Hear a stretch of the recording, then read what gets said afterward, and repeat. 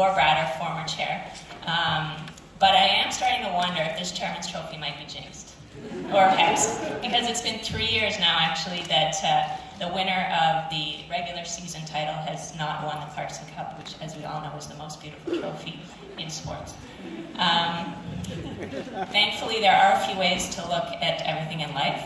And for me, I think it speaks volumes about the talent and depth of competition in our league, that the number 4 team going into the playoffs bumped off the number 1 team, and that the number 2 and 3 teams had to push to no less than 3 overtimes in Game 3 to determine a winner.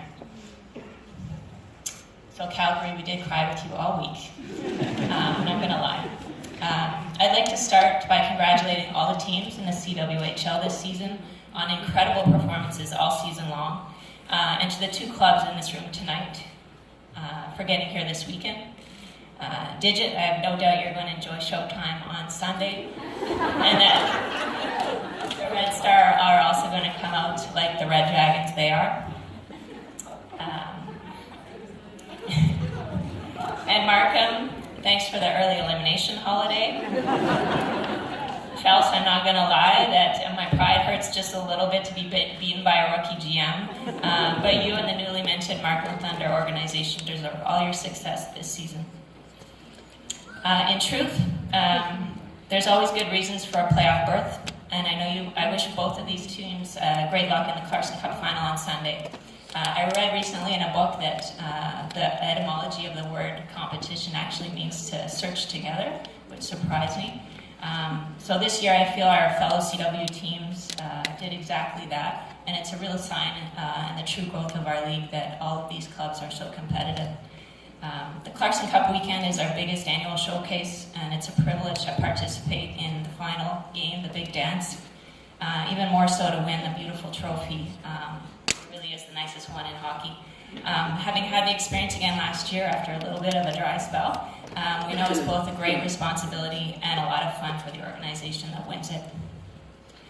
To start to wrap up, and to turn for a moment to our players and our organization in Montreal, our 2017-18 edition was an incredible one, even though we won't be participating on Sunday in the big game.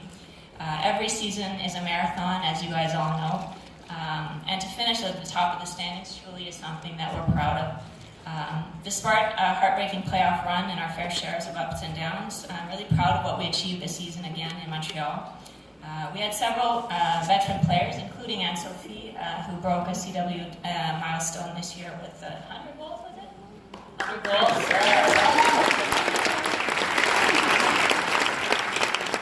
We had Caro and Noémie Marin, who are both founders of this league and incredible role models. They've tried to best each other all season, trying to beat Hefford's goals record in the CW. And we call Noom Robo-Noom because I think she has so many different surgeries and like plaques in her body. She finally out-muscled Mama Willette in the final weekend of the regular season to win that title. So congratulations to her. We also played another incredible historic game at the Bell Center, thanks to our partnership with the Montreal Canadiens. KRS actually became the first Chinese pro team to play a game in an NHL facility and win, by the way, in front of 5,000 fans, so congratulations. We also held one of the most successful breast cancer games that we've had in our history. We raised over $15,000 for the Suitors Breast Cancer.